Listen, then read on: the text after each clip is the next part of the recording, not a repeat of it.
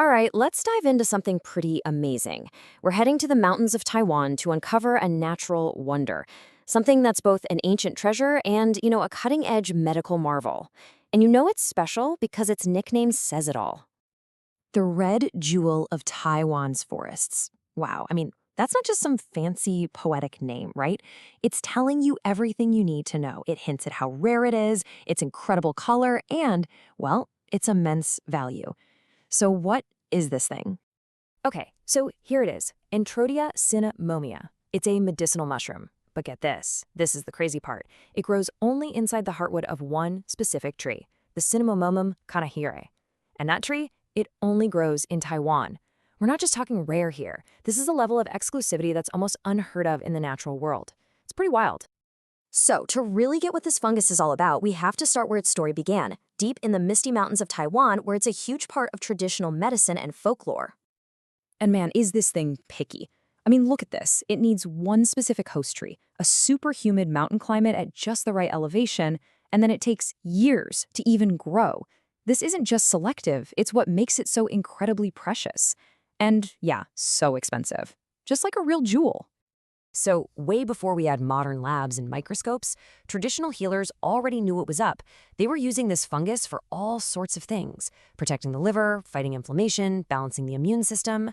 And really, it's that ancient wisdom that gave modern science the roadmap for where to start looking. Okay, so now we're jumping from the forest and folklore right into the lab.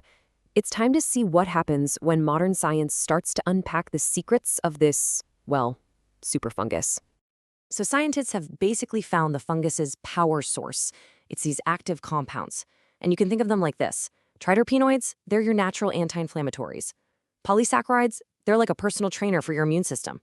And then you've got antioxidants like SOD, which are basically cellular bodyguards. This is that perfect spot where ancient knowledge meets modern science. So how does all this actually work together? Well, it's like a three-step attack plan. First, they go in and wipe out those damaging free radicals. Then, they work to stop cancer cells from multiplying.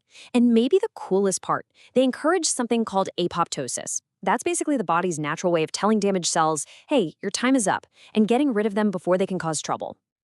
And this is where it gets really serious. We're not just talking about some lab experiment. The research is pointing to real potential benefits for some of the toughest cancers out there.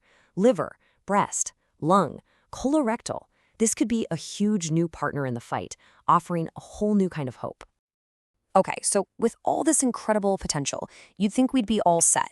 But there's a huge problem. It feels like we've found the key to a treasure chest, but the chest itself is almost impossible to get to because this fungus is just so incredibly rare.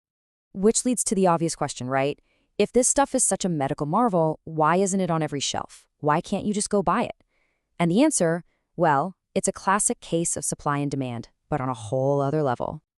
And here's the problem laid out bare. On one side, you've got the wild supply, which is practically non-existent.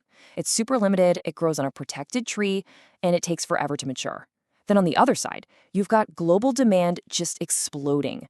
Researchers want it, doctors are interested, the market value is through the roof. It's a total mismatch.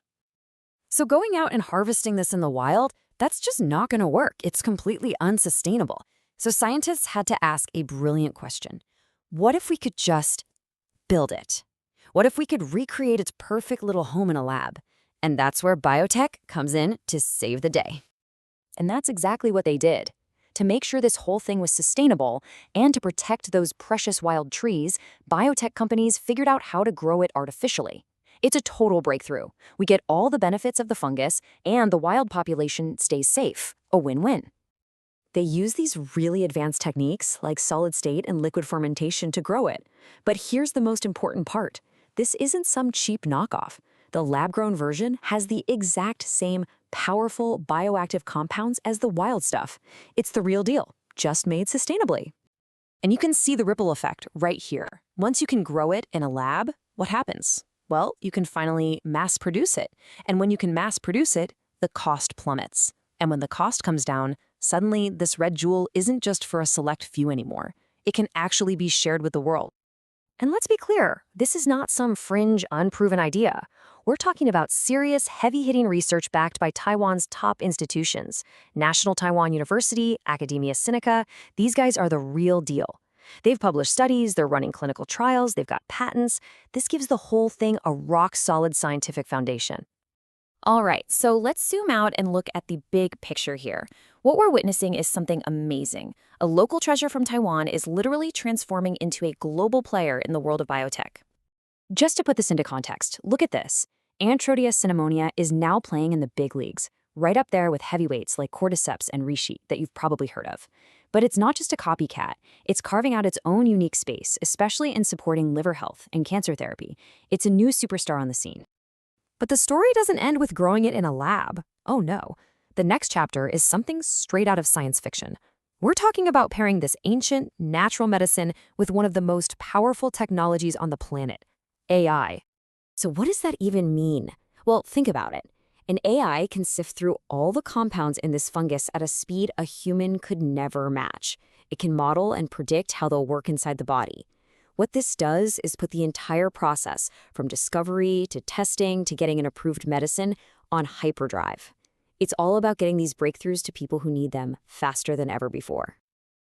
And this isn't just theory. Companies are already doing it. Take a look at ACMB Holdings. They're pioneering a model that combines the AI-powered research with really modern financial tools. They're even using things like blockchain to fund the development transparently and bring this incredible Taiwanese asset to the whole world. When you step back and look at the whole thing, this journey is just incredible. From a fungus hidden deep in a forest to a high-tech global medical candidate, it's more than just a story about a mushroom. It's a symbol of the incredible rise of Asian biotech, and it's a powerful reminder that sometimes the biggest breakthroughs are still out there, waiting for us in the natural world. So it really makes you wonder, doesn't it? We're always looking for the next big thing, the next thing to invent from scratch. But maybe the future of medicine isn't about inventing at all. Maybe it's about rediscovering what's already been here all along, hidden away inside a rare fungus in the mountains of Taiwan.